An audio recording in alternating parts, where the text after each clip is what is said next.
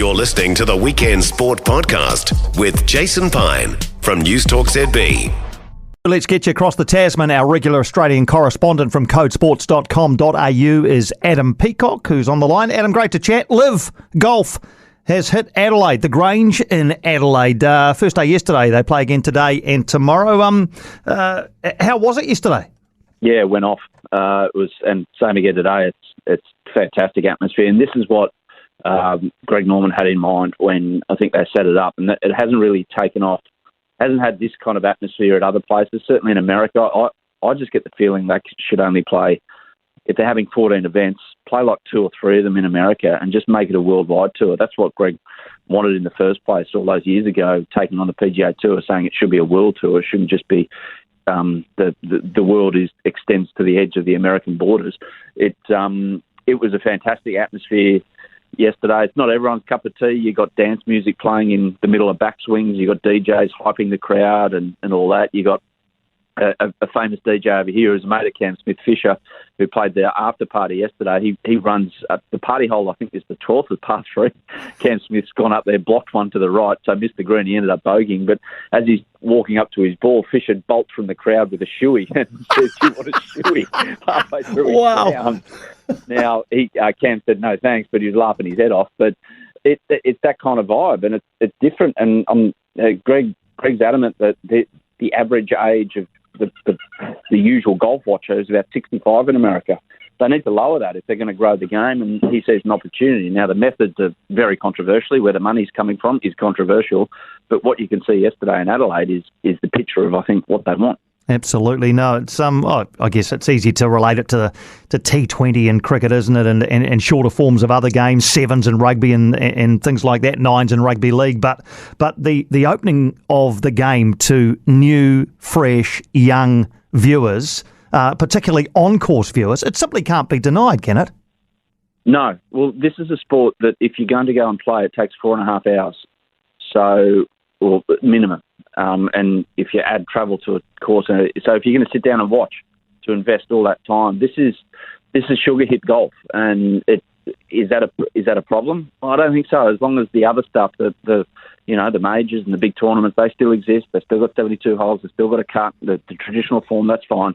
And you're right, it is T20's version of Test cricket. Test cricket is the traditional. It always should have a place, but you need other ways to stay relevant in the whole of the landscape. And I think they've got a long way to go. They've got a lot of work to do, but that yesterday and this weekend in Adelaide gives them the picture of what they should aim for around the world.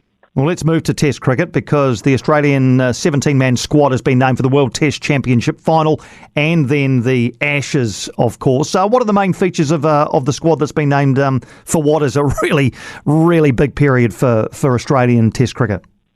Yeah, well, firstly, they've said that this 17-man squad, and there's no real surprises in it, is only for the first 2 Ashes tests, and then they're going to rethink things after, or see if they need to rethink things after the second test, which is at Lord's.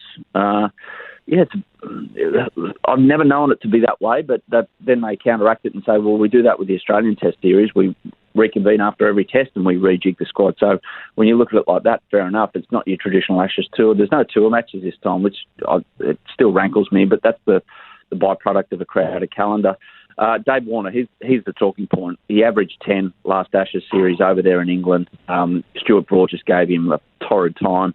He's the one. If he doesn't aim up in the first 2 tests, especially the World Test Championship and then the first test of the Ashes, I can't see how he holds his spot. And as bad as that sounds, he's been, I know he's not a lot of sympathy from ears listening to this over in New Zealand, but he's been a mainstay at the top of the order for Australia for a very long time. And he's just battled for form apart from his double century at the MCG at Boxing Day. So that's the big talking point, whether Warner holds his spot. So presumably Usman Khawaja is the other opener with Warner. If Warner does drop out, what is it, Marcus Harris? Is that who we're talking about? Yeah, he's over with Gloucestershire playing county cricket. The first match he played county cricket, the half century and then a big ton as well. So he's in good form, even though he got dismissed, I think, on a bit of a green top last night for just one run. But he is the backup, it looks like. Matt Renshaw is in the squad, but I get the feeling he's mainly for the middle order backup. But yeah, Marcus Harris, there's not a stack of like ready-made, this guy has to go in. If there was someone like a Mike Hussey back in the day who scored a stack of runs and he was ready-made, he was a fresh face, I'd be intrigued to know what would have happened. But there's no absolute standout, yes, he's got to go in, so Dave's got to make way at this stage. But it might be forced if Dave struggles in the first couple of tests. We'll keep very close eye on that. And to the NRL, we've had a lot of chat on the show this afternoon regarding the return of Roger Tuivasa-Sheck back to the Warriors as from next year onwards after I guess you'd say an unsuccessful tilt at rugby union. Has this created any noise over your side of the Tasman, the return of Roger? Yeah, everyone's beating their chests. The rugby league media are beating their chests about how good it is, our great game, and yes, rugby union's crap, and this, that, and the other. I don't know. They don't seem to get it. It's like a case-by-case scenario. Joseph Suaalii is going. He's a great get for Rugby Australia. I think he'll go good, especially if placed in the right environment.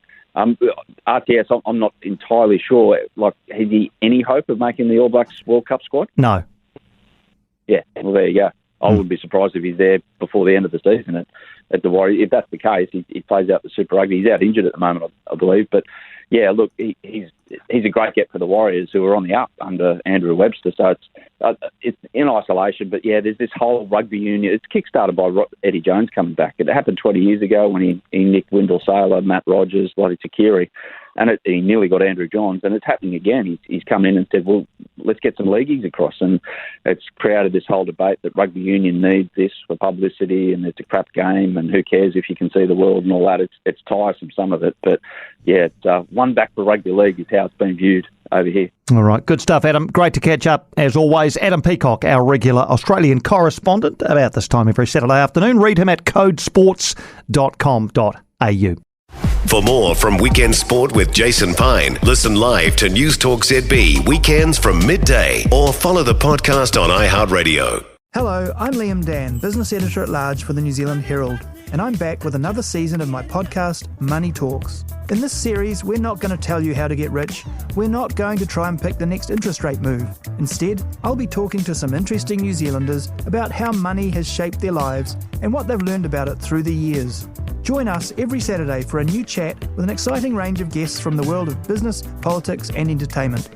You can find Money Talks with me, Liam Dan, wherever you get your podcasts.